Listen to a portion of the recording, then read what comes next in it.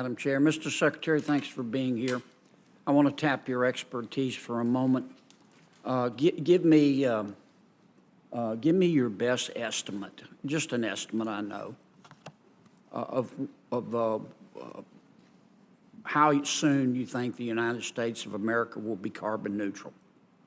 So I think, according to the climate scientists around the world, and certainly the cutting-edge scientists that we need to rely on here in the U.S., we've got to get carbon neutral by 2050, and I'm very comfortable with that target, and I think that's the appropriate target. By 2050. Which is only 27 years. That is not a long time away. And how much will that cost?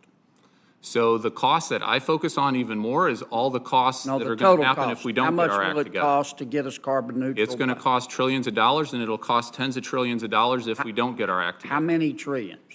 I don't have the estimate or the numbers in front of me. I've seen a variety of different estimates, but it's a large amount. Fundamentally transforming our energy economy is a big deal. Tell me the estimates that you've seen. I don't have those numbers right on hand. So you're advocating that we become carbon neutral, but you don't know how much it's going to cost? So there's an awful lot of estimates out there. It depends on technology improvement and other kinds of things. You're the expert. I know with how much it's going to cost. I know with the certainty of all the experts I've spoken about, it's cheaper to get our act together than it is to not get our act together on climate change. Okay, then tell me the cost versus the cost that if we don't do it. I think it's orders of magnitude different. If we don't get our act together, it's you don't have a cost. You want us to get there, but you can't tell the American taxpayer how much it's going to cost? Is that your testimony? It's going to save us money, and there's a lot of jobs. Well, how do we know if you don't know how much it's going to cost? I'd be happy to pull up the latest numbers that I've seen. How about $50 trillion? Is that right? It's going to cost trillions of dollars. There's no doubt about it. Okay. If we spend trillions of dollars and we achieve, some of your colleagues estimate 50 trillion, and it disappoints me that you're not willing to give the estimates.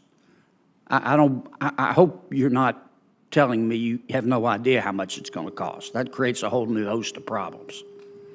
But if it costs $50 trillion, as some of your colleagues have testified, to become carbon neutral by 2050, and I'm all for carbon neutrality, by the way, how much is that going to lower world temperatures?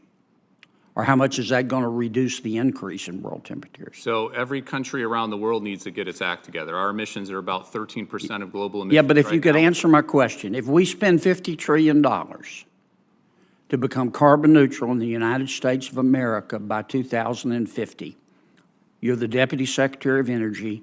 Give me your estimate of how much. What happens when trillions of taxpayer dollars are on the line, and no one can say exactly how much it will cost or what it will achieve? In this Senate hearing, Senator John Kennedy puts climate policy under a microscope, demanding clear answers about carbon neutrality, global temperatures, and accountability. Is going to reduce world temperatures. So first of all, it's a net cost. It's what benefits we're having from getting our act together and reducing all of those climate benefits. We're seeing. Let me ask again. Maybe I'm not being country. clear. If we spent $50 trillion to become carbon neutral by 2050 in the United States of America, how much is that going to reduce world temperatures? This is a global problem, so we need to reduce our emissions, and we need to do everything we can. How much, if we do our part, is it going to reduce world temperatures? So we're 13% of global emissions. You don't know, do you?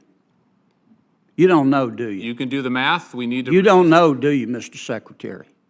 So we're 13% of global emissions. If you know, why won't you tell me? If we went to zero, that would be 13%. You don't know, do you? You just want us to spend $50 trillion.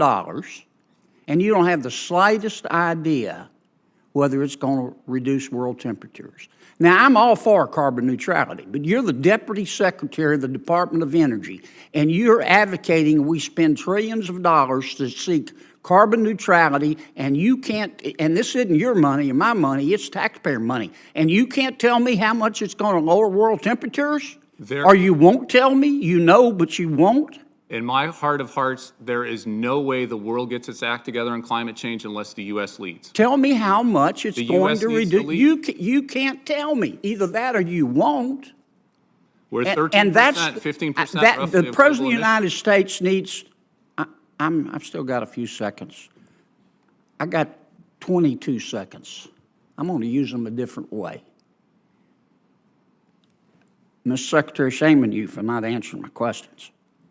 Madam Administrator, how are we going to get plutonium pit production back on track? Well, thanks, Senator Kennedy. We are doing, the most important thing we have to do to get pit production back on track is get craft workers in the facilities, finish our designs, get craft workers in the facilities, and that is happening. And so we have got great confidence between changes we're making in our processes, getting people on board, doing equipment pre-buys, particularly for glove boxes, which are limited manufacturers in the United States, that we will be able to make pits. We're going to be late. We're trying to catch up. Thank you, ma'am. Thank you. Senator Heinrich. Secretary Turk, let me give this a try. What's the difference between living in a world with 1 degree? For more profound political discourse, please like, comment, and subscribe for further insight.